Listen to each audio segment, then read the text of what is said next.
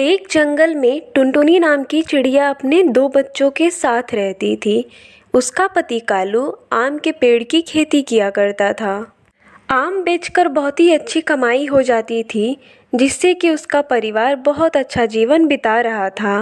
एक दिन टुनटुनी चिड़िया अपने पति कालू से कहती है, अरे ओ पिंकी के बापू, मैं सोच रही थी इस बार नए साल पर अपने बच्चों को कहीं घुमाने ले चलते हैं। हाँ पिताजी, मेरी सारी सहेलियां नए साल की पार्टी मनाने के लिए शहर जा रही हैं। आप भी हमें शहर लेकर चलिए ना। नहीं बेटा, तुम्हें पता है ना, शहर में महामारी बहुत तेज फैल रही है। इसलिए नए साल का पार्टी मनाना शहर में ठीक नहीं है। ऐसा करो, तुम लोग घर में ही इस बार नए साल की पार्टी मना लो। कुछ दिन इसी तरह बीत जाते हैं। एक दिन कालू कौवा अपने आम की फसल को देखने जाता है। वो जाकर देखता है कि उसकी आम की फसल बर्बाद हो गई है। वो निराश होकर अपने घर लौट आता है। उसकी बेटी पूछती है, क्या बात है पिताजी, आज आप बहुत ही ज्यादा उदास लग रहे हो और आज आप हमारे लिए मिठाइयाँ भी नहीं लेकर आए हो। हाँ जी, आज ऐसी कौन सी बात हो गई? पहले तो मैंने कभी आपको उदास इस तरह नहीं देखा। क्या बताऊं पिंकी की माँ, ना जाने कैसे एक ही रात में पूरी फसल बर्बाद हो गई। अगर मैं फसल नहीं बेचूंगा तो पैसे कहाँ से आएंगे, और मैं अपने बच्चों को नए साल का गिफ्ट कहाँ से लाकर दूंगा। आप चिंता क्यों करते हो जी? हम कल ही चलकर खेत में जो पुराने पेड़ हैं खराब हो गए हैं उनको हटा देंगे और उनकी जगह नया पेड़ लगा देंगे। और रही बात बच्चों की, तो हमारे बच्चे बहुत समझदार हैं, वो लोग किसी भी चीज़ के लिए जिद नहीं करेंगे। अगले दिन कालू और टुनटुनी खेत में जाकर सारे खराब पेड़ को हटा रहे थे। तभी उन्हें पौधों के बीच में एक पक्षी कराहता हुआ मिला। अजी सुनते हो जी, यहाँ देखिए, एक पक्षी घायल पड़ा है, लेकिन अभी इसकी सांसें चल रही हैं। कालू और टुनटुनी उस पक्षी की देखभाल करने लगते हैं। थोड़ी ही देर में उस पक्षी की हालत में सुधार आ जाता है और वो पक्षी एक परी में बदल जाती है। आप लोगों ने मेरी जान बचाई है। मैं अपने दुश्मनों से बचने के लिए आप लोगों के खेत में छुप गई थी, लेकिन मेरे दुश्मनों ने फिर भी मुझे ढूंढकर घायल कर दिया। अगर आप लोगों ने मेरी जान नहीं बचाई होती, न जाने मैं कब तक ऐसे पड़ी रहती और मैं मर भी सकती थी। मेरे दुश्मनों ने मुझे ढूंढने के लिए आपकी पूरी फसल बर्बाद कर दी और आप लोगों ने मेरी जान बचाई, इसलिए मैं आप लोगों को कुछ देना चाहती हूँ। ये लीजिए, मैं आप लोगों को ये आम के जादुई बीज दे रही हूँ। इसे आप लोग अपने खेत में गाड़ दीजिएगा। ये कहकर वो परी गायब हो जाती है।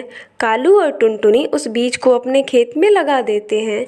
अगले ही दिन उन आम के पेड़ों पर सोने के आम उगाते हैं और ये सब देखकर टुनटुनी चिड़िया और कालू बहुत खुश होते हैं। फिर कालू कौवा कुछ आम तोड़कर बाजार में ले जाकर बेच देता है। इस तरह से उसका परिवार नया साल मनाता है और खुशी खुशी से वो लोग अपना जीवन बिताने लगते हैं।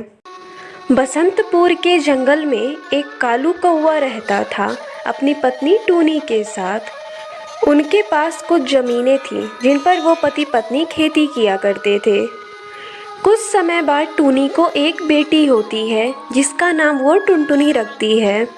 समय बीतने लगा। एक बार कालू ने अपने खेत में जो खाद डाला वो खाद खराब था, जिसके कारण उसका खेत बंजर हो गया। जब ये बात कालू कौवा अपनी पत्नी टूनी से बताता है तो उसकी पत्नी टूनी कहती है, अब आप क्या करेंगे जी? नकली खाद से तो खेत बंजर हो गई।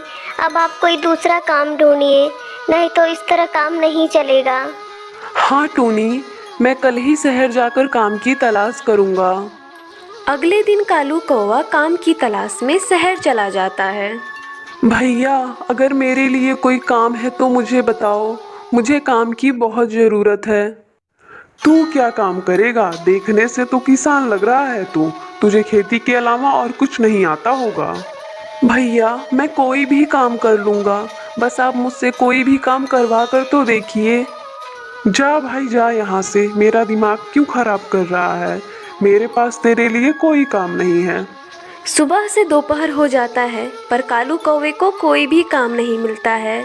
कालू कौवा थक हार कर घर जाने लगता है। तभी उसे रास्ते में एक कपड़े की दुकान दिखाई देती है। वो उस कपड़े की दुकान के मालिक के पास जाकर कहता है, भैया, मुझे काम की बहुत ज़रूरत है, मुझे कोई काम दे दीजिए।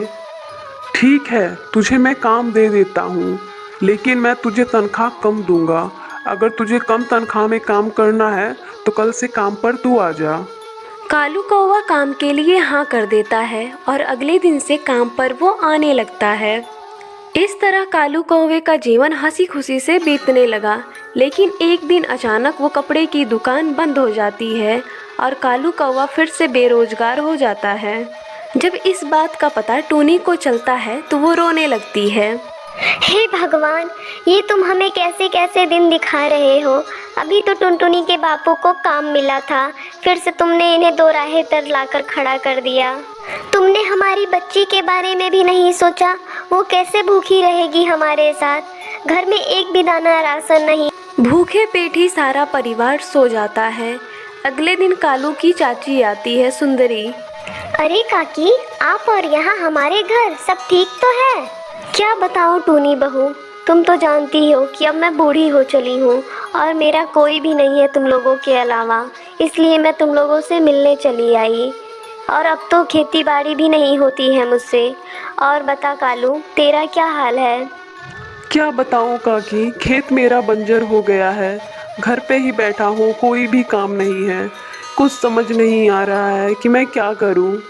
अरे बेटा, तुझे कुछ करने की ज़रूरत नहीं है। तू अपने पूरे परिवार के साथ मेरे घर चल और वहाँ पर चल के रह और वहाँ पर बैगन की खेती कर। इस समय बैगन की खेती बहुत अच्छे से चल रही है। मार्केट में बैगन बहुत अच्छे दाम में बिक रहे हैं। मेरा क्या है बेटा, मैं तो बूढ़ी हो चली हूँ, आज हूँ कल नहीं रहूँगी। मैं अपना सब कुछ तुम लोगों के नाम करना चाहती हूँ, यही बताने के लिए मैं आई थी यहाँ पर। अगले दिन कालू कौवा अपने पूरे परिवार के साथ अपने काकी के यहाँ रहने चला जाता है और वहाँ पर बैगन की खेती करने लगता है। कालू कौवा और टूनी चिड़िया बहुत ही ज़्यादा मेहनत करते हैं और बैगन की खेती करते हैं। उनकी बैगन की फसल बहुत अच्छी होती है, जो कि बाज़ार में हाथों हाथ बिक जाती थी, जिससे उनकी बहुत अच्छी कमाई होती थी। इसी तरह वो लोग खुशी खुशी से अपना जीवन बिताने लगते हैं।